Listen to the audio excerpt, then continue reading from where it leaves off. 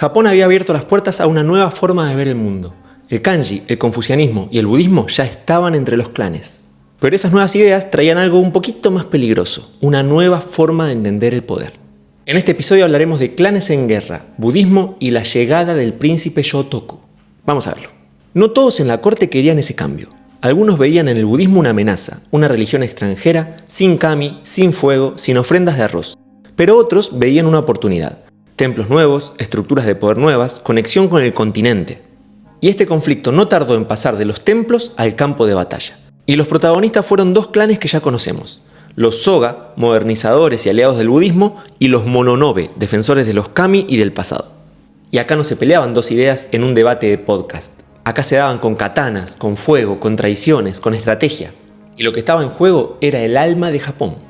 En el año 572 muere el emperador Kinmei. Lo sucede su hijo, el emperador Bidatsu, que simpatiza con el budismo, pero el conflicto sigue creciendo. En el año 577 asume el trono el emperador Yōmei, del lado de los Soga, pero muere solo 2 años después. Y con su muerte se desata la tormenta, porque en el año 587 el clan Soga quiere imponer a un príncipe pro-budista en el trono. Los Mononobe se oponen y bloquean el acceso al palacio imperial. Los Soga deciden, es la guerra. Los enfrentamientos escalan hasta llegar a una batalla decisiva, la batalla de Shigi-san, en la actual prefectura de Nara. Los Soga, liderados por Soga no Umako, enfrentan al temido Mononobe no Moriya. Es una guerra santa y política al mismo tiempo. Se pelean templos, ideas y linajes. Y como buena historia japonesa, en medio de todo esto hay leyendas. Se dice que en medio de una batalla, uno de los Soga tiró una estatua de Buda al fuego y pidió ayuda. Y en ese preciso instante el viento cambió. ¿Un milagro, una casualidad o una estrategia de marketing? Sea como sea, el viento cambió y la batalla de Shigi-san terminó con una victoria total para los Soga. El clan Mononobe es destruido. Su líder, Moriya, muere en combate. Los templos budistas se salvan y el budismo deja de ser algo tolerado para convertirse en poder oficial. Y esta fue la primera gran guerra ideológica del Japón antiguo y su resultado definió todo lo que estaba por venir. Se instala el budismo, los Soga dominan la política y aparece una figura joven, callada pero fundamental, un príncipe que luego cambiará todo, Shotoku Taishi. Y ves cómo no fue solamente religión, fue política, poder y estrategia. Y cuando los Soga ganan la batalla, se abren las puertas para algo nuevo, una nueva visión de Japón, un intento de poder, un tipo que escucha a todos y habla de armonía llamado Shotoku. Y así se cierra esta etapa de guerra, no con paz, sino con dominio y con un nuevo jugador en el tablero. Con la caída de los Mononobe, el camino quedó despejado. El budismo dejó de ser una rareza. El clan Soga dominaba la política imperial, pero todavía faltaba alguien que le diera forma a todo ese caos. Y ahí apareció él, el joven que hoy figura en billetes, en libros escolares y hasta en videojuegos, el príncipe de las leyendas, Shotoku Taishi. Shotoku Taishi, cuyo nombre de nacimiento fue Umayado no Oji, nació en el año 574 después de Cristo. Este era nieto del emperador Kinmei e hijo del emperador Yōmei, pero su camino al poder no fue directo. Vivió su infancia en medio de tensiones políticas y guerras de clanes. Aprendió budismo, confucianismo y escritura desde joven, y fue criado por una familia que creía en un Japón nuevo. Cuando el clan Soga consolidó su victoria en 587, Shotoku tenía 13 años, pero no tardó en sobresalir. Era inteligente, disciplinado y carismático. En el año 593 fue nombrado príncipe regente, Seishō, por la emperatriz Suiko, su tía. Ojo, porque Shotoku no era emperador, sino que era el que mandaba mientras gobernaba su tía, pero todos tenían bien claro quién daba las órdenes. Su tía. A partir de acá empiezan los relatos legendarios, que podía escuchar 10 juicios a la vez y resolverlos todos con justicia, que era una reencarnación de un bodhisattva, que hablaba varios idiomas, que era un puente entre lo divino y lo humano. ¿Verdad o mito? Lo cierto es que Shotoku fue un reformador y su visión cambiaría para siempre la estructura del poder japonés. Y no lo hizo solo. Su gran aliado político fue Soga no Umako, el arquitecto del ascenso Soga. Juntos empujaron un proyecto, hacer que Japón deje de ser un conjunto de clanes y empiece a parecerse a un estado. ¿Y cómo se logra esto? Porque no es solamente decir, ahora somos un país, sino que hay que organizarlo, pensarlo y convencer a todos de que sos el que manda, sin que te maten en el intento. A diferencia de muchos líderes anteriores, Shotoku tenía una visión, unir lo espiritual, lo ético y lo político.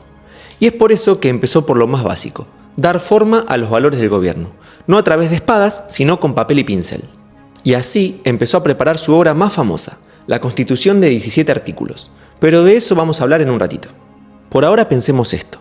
Japón pasó de enfrentamientos tribales a tener un príncipe regente que hablaba de armonía, deber y ética, y lo hacía con ideas que venían de China, de India y con su propia historia. Shotoku es de esos personajes que la gente idealiza, como San Martín en Argentina, como Lincoln en Estados Unidos, pero con más sutras y más inciensos. Y lo que hizo súper importante fue sentar las bases para algo más grande que él. Shotoku no fue un conquistador, fue un tejedor, porque unió ideas del continente, creencias locales y su propia visión para darle forma a una nueva manera de liderazgo. Shotoku no tenía ejército propio, no fundó ciudades ni construyó castillos, pero cambió el rumbo de Japón con algo mucho más difícil: ideas. En el año 604, Shotoku escribió uno de los textos más importantes de la historia japonesa, la Constitución de 17 artículos, llamada en japonés Yu Shichijo Kenpo.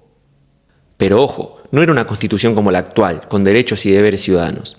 Era una guía ética y política para los funcionarios del gobierno, una especie de manual para gobernar con armonía.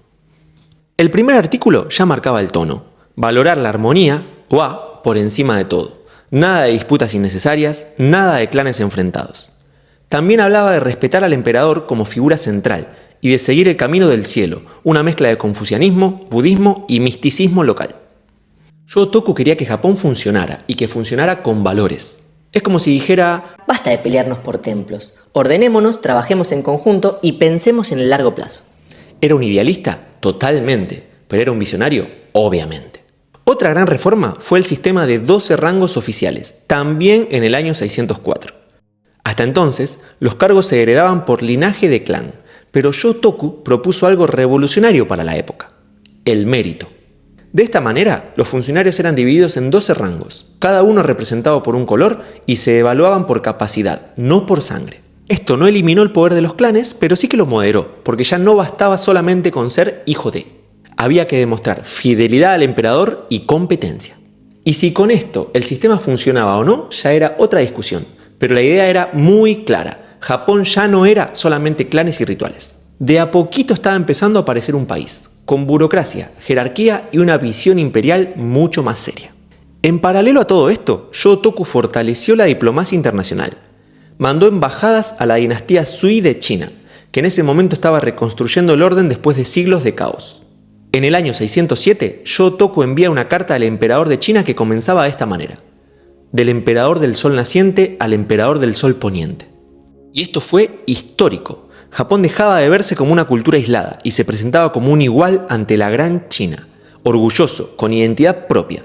Los chinos a esto no lo tomaron muy bien, pero el mensaje de Shotoku era claro: no somos tus súbditos, somos una civilización en ascenso. Es como mandar un mail a Harvard y decir: hola, somos de la Universidad Villa Japón, iguales a ustedes. Te pueden ignorar o te pueden respetar, pero lo que hizo Shotoku fue plantar bandera. En el año 622 y con 48 años, Shotoku muere. Lamentablemente no llegó a ver los frutos completos de sus reformas, pero su figura creció con el tiempo. Lo empezaron a venerar como sabio, como santo, como visionario, y en los siglos posteriores se le atribuyeron milagros, textos y hasta invenciones. Más allá del mito, lo que queda claro es esto: Shotoku cambió la historia japonesa.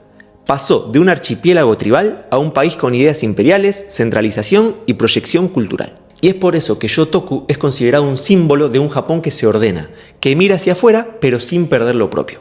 Después de él, nada fue igual, y aunque vendrían siglos de conflicto, la semilla del Estado japonés ya estaba plantada. En el próximo episodio vamos a hablar de la caída del clan Soga y del ascenso de nuevos clanes. Y además de un conflicto que va a incendiar el corazón de Yamato. No te lo puedes perder. ¡Yane!